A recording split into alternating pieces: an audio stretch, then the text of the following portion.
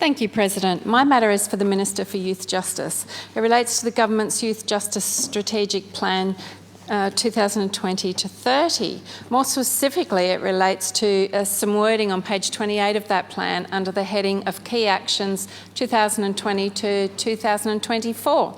The wording says, and I quote, "Youth Justice will deliver a high-risk panel to oversee and support the most complex and high-risk young people in custody and the community. The high-risk panel is chaired by the Commissioner for Youth Justice and includes senior operational and clinical representatives ensuring robust planning for this group of young people." Given the heading in that section, I'm obviously mindful that none of this activity might have occurred yet, nor that it will happen prior to even the end of 2024, potentially.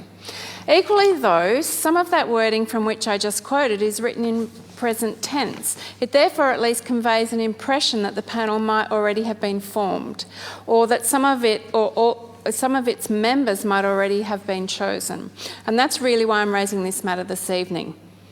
From looking at the plan and the comments about it on the public record by the government, it's difficult to discern what steps, if any, may have been taken so far in relation to that panel. I say that not only in respect of the formal appointment of any members of the panel, but also the scheduling or convening of any meetings and or any work it might have potentially undertaken, as well as how wide its ambit might be for youth justice matters, not just in metropolitan areas, but in rural and regional areas. The Department of Justice's most recent annual report, published late last year, also doesn't seem to shed light on any further detail or activity on these fronts either. President, the action I therefore seek from the Minister is an update on progress of the delivery of the key action identified on page 28 of the Youth Justice Strategic Plan relating to the high-risk panel.